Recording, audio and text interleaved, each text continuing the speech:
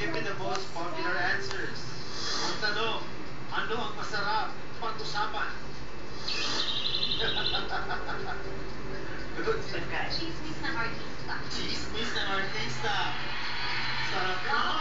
Tingnan natin kung ano sinabi ng ating survey. Number 4 answer. Mark? Ano ba sa pag-usapan? Current news. Current news. Tingnan natin, ha? Ang sabi ng ating survey? Wala. Ito ako sa family, Mark. Again, you explain. Isa? Ano ba pag-usapan? Pagkain. Sarap.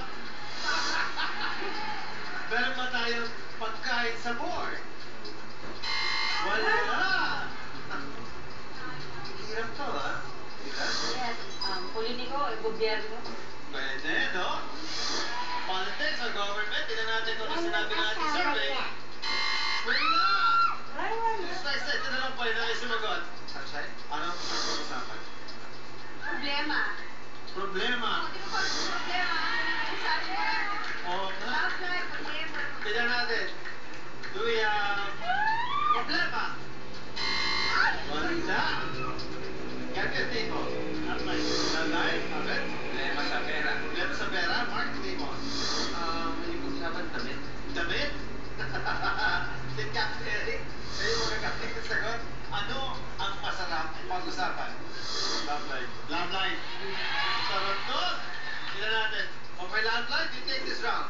Show us. Ano sinabi na survey sa love life? Meron! Okay. Ano family? Next round, alamin natin yung mga natitira sagot. Answer to number 6, please. Para mo sa TV. Oh, number 5.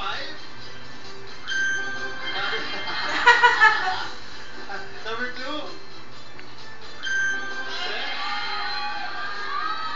And our top answer? Pera. Ang sarap pag-usapan pag marami kang pera.